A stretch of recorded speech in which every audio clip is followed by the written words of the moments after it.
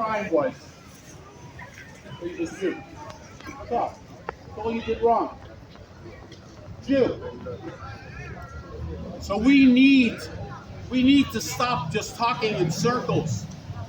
We need to get serious about what's going on, because right now we are going nowhere fast. Nothing's happening. So with God's help, to me, I'm a Democrat. It's not about Democrats, Republicans, independents, or anything else in this world. I want to live in this city. I don't want people telling me they take their yarmulke off when they get on the train. My own brother, for God's sake, told me that he doesn't want to go on the train. My brother, he works in the city. I mean, this is insane. People hiding their Star of David. People hiding anything that identifies them as Jews. You know what the worst thing is, everyone? And I'm done.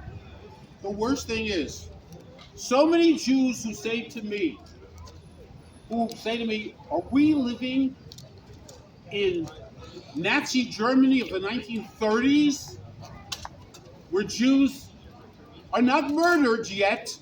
We've had that in America, where Jews are assaulted, where Jews are, terrible things are happening in Berlin and all over Germany. I tell them, no, don't worry, no, we're not living in a period like that. But the very fact that New Yorkers say this, New Yorkers are afraid their children. It's just crazy. And the fact of life is that everybody says they care about anti-Semitism. But what are they doing? What is the plan? Does anybody have a plan? I like a plan. Nothing like a plan. The Marshall Plan, this plan, that plan. I want to see the plan.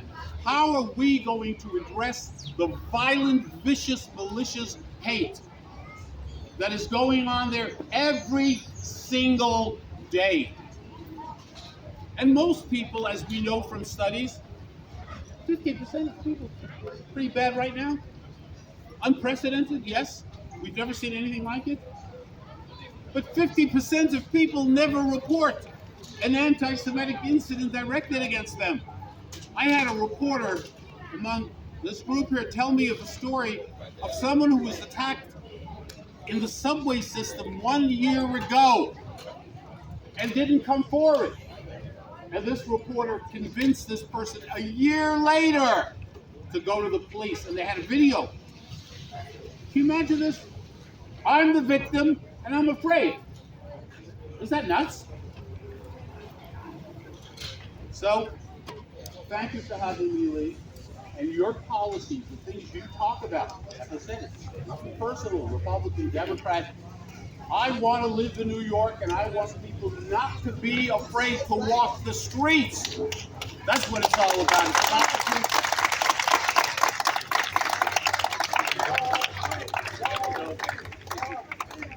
District attorneys need to do everything in their power to enforce the law. Judges need to do everything in their power to enforce the law. We need to make sure that the laws that are on the books are empowering law enforcement and judges and DAs to do everything in their power to keep these streets safe. Stop passing pro-criminal laws and instead be passing laws that are defending law-abiding New Yorkers. It's simple. Everyone here knows exactly what to do to fix this. Zero tolerance for anti-Semitism on our streets, a zero tolerance policy for anti-Semitism in our schools, a zero tolerance policy for anti-Semitism in government. Everyone here knows exactly what needs to get done. I thank Yossi Hirschkopf for being here to tell his story, and he's our next speaker today. Yossi.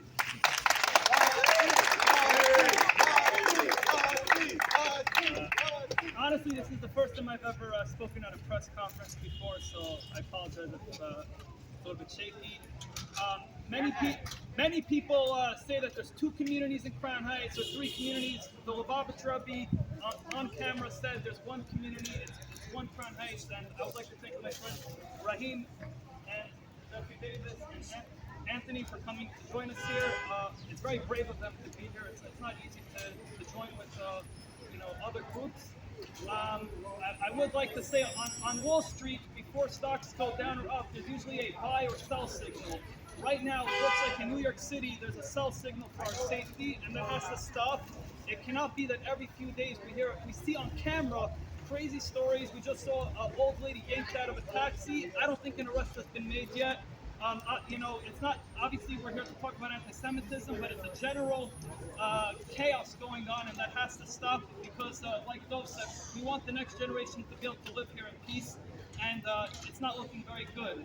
We're going to try our best to fight against that. I'm personally going to be pushing all the way to the end with my case and any other case that I get involved with to help people.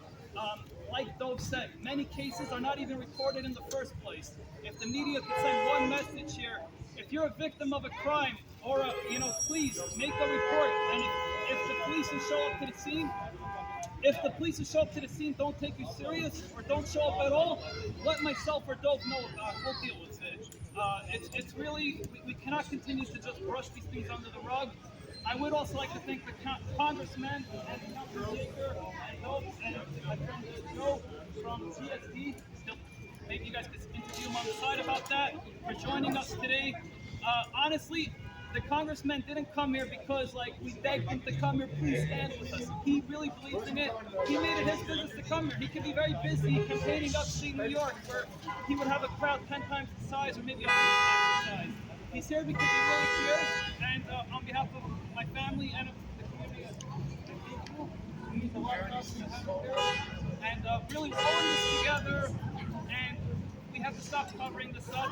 And last point, yesterday we just heard that a suspect was convicted of almost killing an elderly Jew in Borough Park. That suspect is facing a maximum of 4 years in prison, and that's a problem. This guy almost killed 3 people while also in a motor vehicle. How is that okay? By the way, the attackers who attacked me had $3,500 in tickets on their car, no insurance, no registration, and the car was still on the street up to 2 weeks after the attack. Meanwhile, every car you park here for 2 seconds, you get a ticket. So obviously, when there's a will, there's a way. When there's a want to enforce the law, every single ticket gets given and gets paid. When there's no will, it leads to violence, because when you could drive recklessly, park by pumps, and put people at risk when there's a fire, you're also likely to go and attack someone in front of their 5-year-old. Thank you.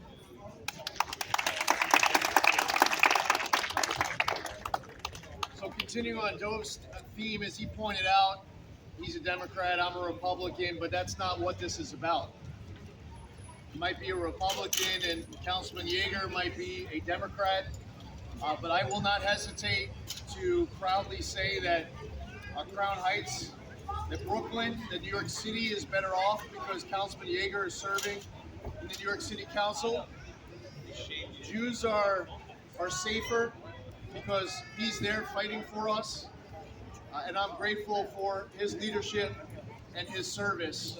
I'm grateful that he's willing to put his neck out there to serve and protect all of us. Councilman Yeager. I really, I don't have to start with thanking Congressman Zeldin for standing up for these people, because this is something he's done his entire life in public service, as a member of Congress, a member of the Senate, as a military hero. He's somebody who stands up for freedom, he stands up for American values, and American values is that people in New York, in every part of the United States, are safe. And, it's not coincidental because Yossi, the resident of Crown Heights, that's what brings us here maybe in the instant. But Crown Heights has a special place in the history of New York City in anti-Semitism. Crown Heights also has a special place in how people get along. Jeffrey Davis is an example of that. His brother, who was a very close friend of mine for a long time, and a predecessor of mine in the city council, James, was somebody who understood that and who lived that fight every single day. Crown Heights is the place where the only recorded pogrom in the history of North America happened, right here, Crown Heights. People don't like when we say pogrom. I was a teenager when Dov was standing up in Crown Heights and talking about it. The only one who was doing it. Nobody else was doing it. Other elected officials, other representatives in government, as we said, as Dov said, of course we don't like anti-Semitism. What are you doing about it? We're going to have a press conference and we're going to say we don't like anti-Semitism. Then what? When you have the power and the tools to end the anarchy, the chaos, the lawlessness in society, and you're not using them, you are failing. You are failing. And that's what's happening in New York City, and New York State. An anarchist, a lawlessness, a society of do whatever you want and there's no consequences. What is it that compels somebody, that propels somebody to walk over to a Jew and punch him in the face, to knock off his yarmulke, to spit at him, to say something vile? It's the hate, of course, but it's also the idea that there are no consequences. Nothing will happen to you if you do that in New York. It's okay. Maybe you'll get caught on camera. Maybe somebody will follow up. Maybe there'll be an arrest. Maybe a prosecutor will even take attention to the case. And then what? And then what? If you promise not to do it again, you get sent home. You surely won't have to do any time in jail. During the pendency of your case, you will not be behind bars. You'll be out free to continue your violence because we have an anarchist and lawlessness society that manifests itself through bail reform. Bail reform, right? Of course, we don't want innocent people sitting in jail until their case is tried. But if we have somebody who gets arrested for the 30th and 40th and 50th time doing crimes in New York, and they show up in front of a judge and the judge says, go home, come back when your case is happening in 6 months, a year, whatever. What are we telling New Yorkers? We're telling New Yorkers that their public safety is meaningless, and we're telling the criminals that you can do whatever you want in this city and state. There will be no consequences. And that's why this is not a partisan thing. This is not about who's a Democrat, who's a Republican, who's tough on crime, who's, with the left wing or the right wing or the which wing. It's not about that. There are more Democrats here today than there are Republicans. I know some of you, I know who you are. We stand up because this is our city, this is our state. We built this city and state up like every other part of society in New York. My father grew up in Crown Heights, my mother grew up in Brownsville. Doe's family grew up just a few miles to the north. We've lived in every part of this borough. We built it up too. Look at the beauty that has become of Crown Heights in the last 10, 20, 30, 40, 50 years. Since it ever set foot here, since he established a community and said, we're going to all live together. This is New York. This community that we're in. But if the public safety protectors in government aren't standing up and saying it's no more, then what do we have left? We don't have a society that we can live together. So I'm standing here together with my friends. Congressman Zeldin, as I said, has just been a champion on this. I want to talk about the report that Sullivan Hikens organization put out. You have to read this. You have to read it because it's a touch. It's a touch into what's been going on. And yes, there's a focus on anti-Semitism in the report, but the reality is it's about every crime. It's about the lawlessness. It's about how that is manifesting itself throughout society in New York. And every time I make this crack all the time, and it really unfortunately becomes true. Whenever you see a crime reported in a paper, on TV, on Twitter, the one thing you can be assured of, the guy caught on camera, it's not his first time.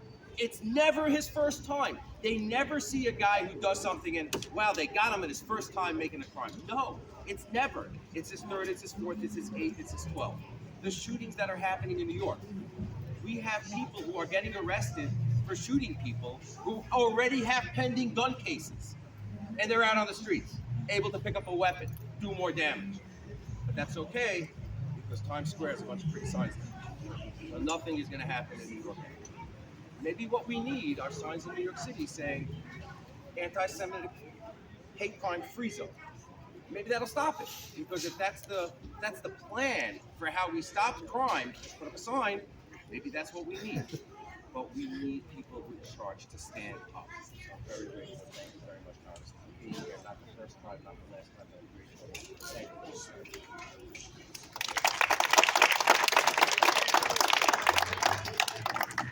Max Colling is with the U.S. Chaplain Corps. He's our next to last speaker. Max, thank you for being here.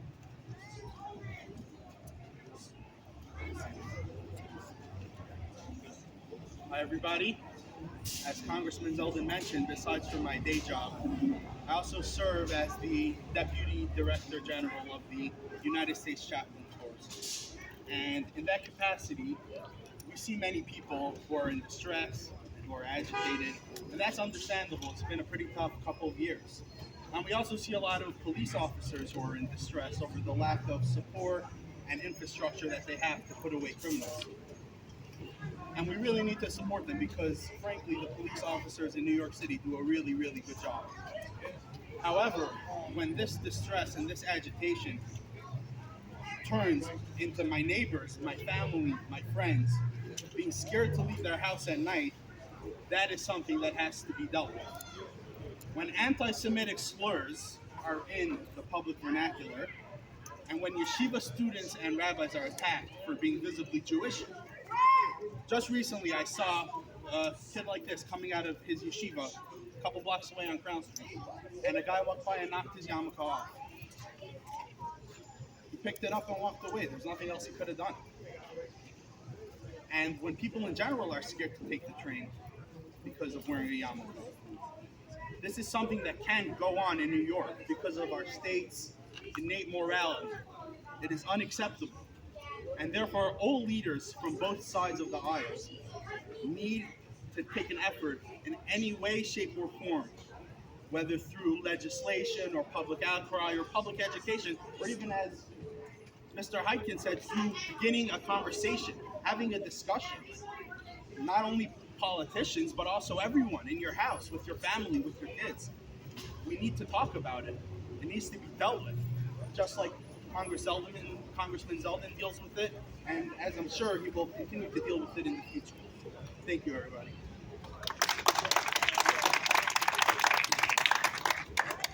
Jeffrey Davis is a well-respected leader here in the community who, fortunately, is with us here today to share a few words. Jeffrey, thank you for being here. A resident of Crown Heights for the last 50 years, a 30-year activist.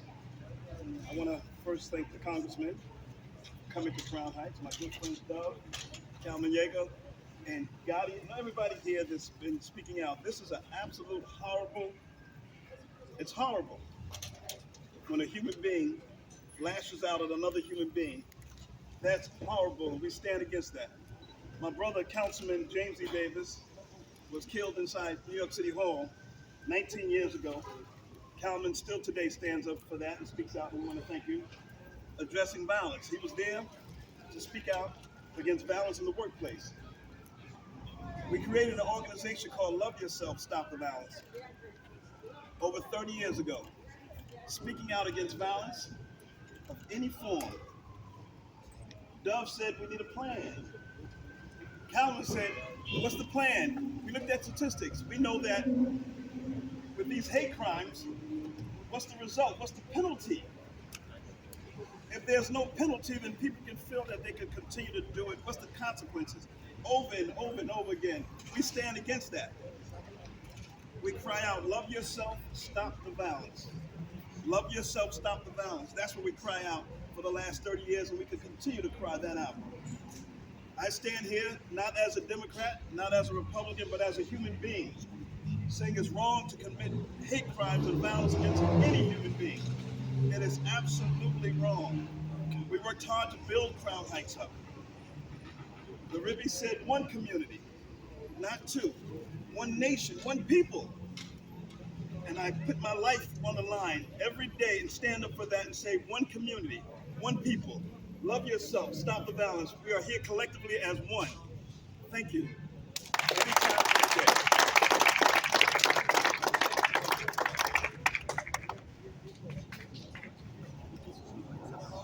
So, in conclusion, I'm just going to restate one fact.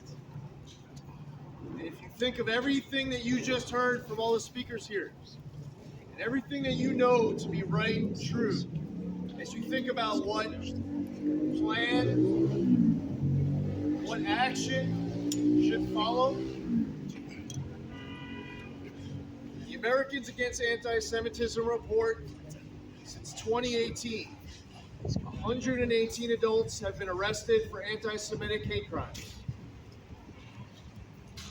Only one has served 1 day or more in prison. We all know what needs to get done. Any members of the media with any questions? Congressman, you didn't mention, but as of now, you claim things are not being done. Do you think that the current Hochul administration hasn't done enough to combat anti-Semitism? And if you become governor, how would you, with a Democratic legislator, change the laws and make sure that things are done differently? So first things first, we will never be able to say that we've done enough to combat anti-Semitism because it's going to be enduring through generations. We can't say here, and it's even possible that our great-grandkids, that their entire generation will have done enough. Because it's a story that as you get years and decades and generations removed from events like the Holocaust that impacted Dove's family and many others here, there will be more and more people over the course of time who will actually be trying to advance the argument that it never even happened. Right now, you try to make that claim. We have people who are here, who live in Crown Heights, who were alive, who fled the Holocaust. You have people who are here in Crown Heights who can share stories that their relatives, their parents, their grandparents have told them. But there will never be enough done, firstly. Secondly, as far as what more can we do now? Listen, if you are a Jewish professor inside of the City University of New York, you have a toxic culture being grown more toxic as the faculty student administration and other entities are advancing resolutions that make you feel like you're more and more out of place, even though it's a job you love. You have Jewish students who are graduating from the City University of New York School of Law who go to a commencement address and they just want to enjoy the day with their family. They'd really like to be able to go through a beautiful ceremony that is memorable without having to listen to an anti-Semite give a commencement address. Is that too much to ask for? When the city council wants to engage in its oversight function and they schedule a hearing with the CUNY chancellor around the CUNY chancellor's schedule, and the CUNY chancellor's not there, that's a problem. When there's an executive order that gets signed up in Albany that says that if you are advancing that you're advancing the BDS movement, and it seems like Unilever and Ben & Jerry's are violating that executive order, it leaves a lot of people wondering, well, then why aren't they getting added to the OGS list? Why is it that this is just an executive order? Maybe it should, in fact, become law. When you have laws that are being advanced, like cashless bail, when you see laws that are getting passed that have people harming others, committing crime after crime after crime, and they're still free on the street, and the judge does not even have the discretion to set cash bail or keep them detained. They don't even have the discretion. You have judges who end up with a case in front of them because they see all sorts of looting at their local synagogues in Riverdale. And on a Thursday, you could stand outside of the Riverdale Jewish Center and have a press conference pointing out that whoever's doing this is committing these crimes not because they know they'll never get caught. They're committing these crimes because they know that when they do get caught, they're just going to get released right back out on the street. And that person was caught 2 days later.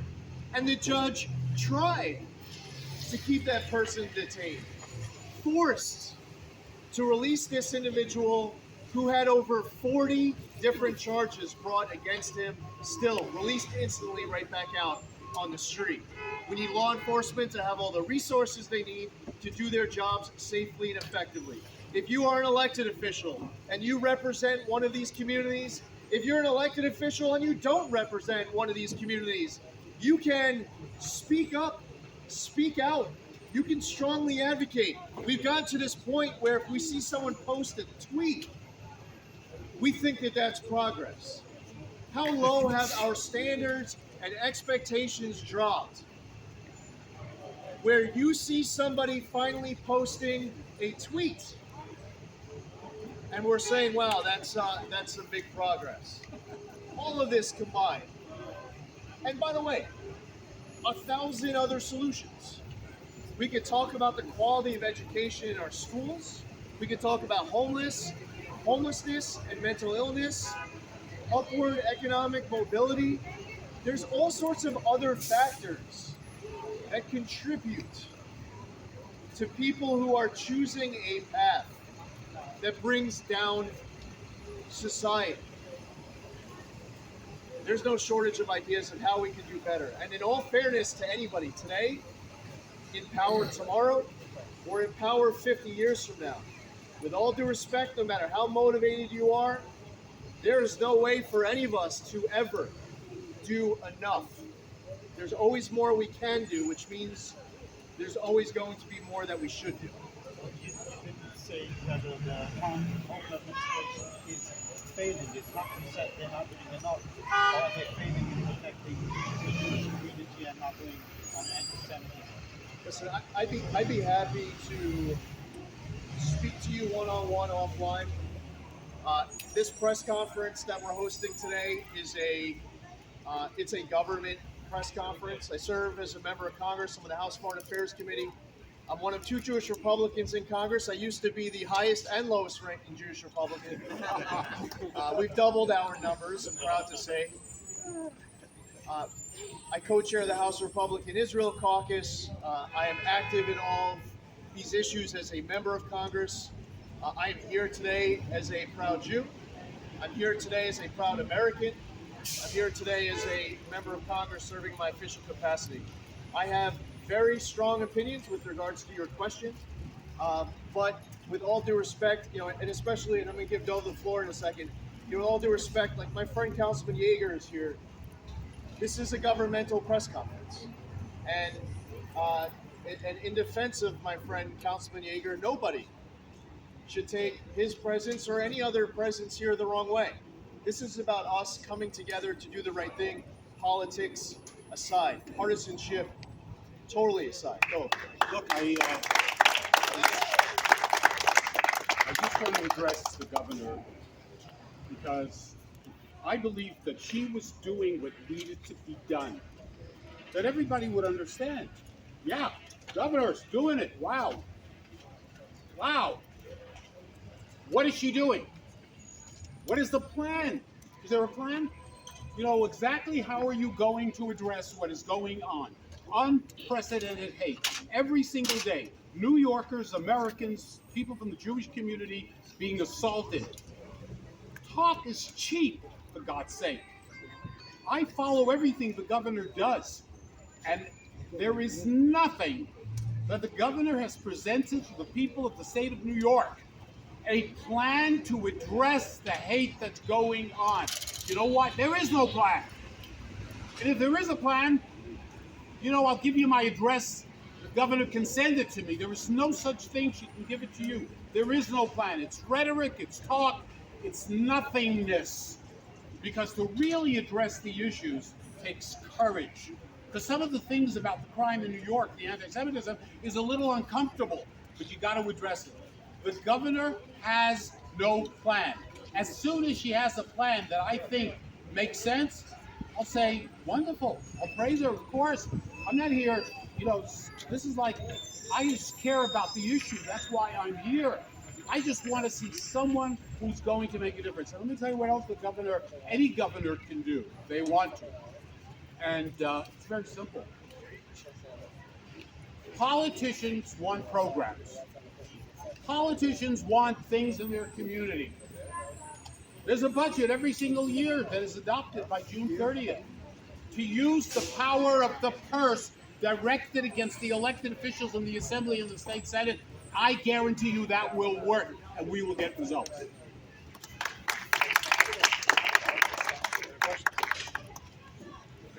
Thank you, everybody. Thanks for coming out. Thank you all for coming out. Thank you.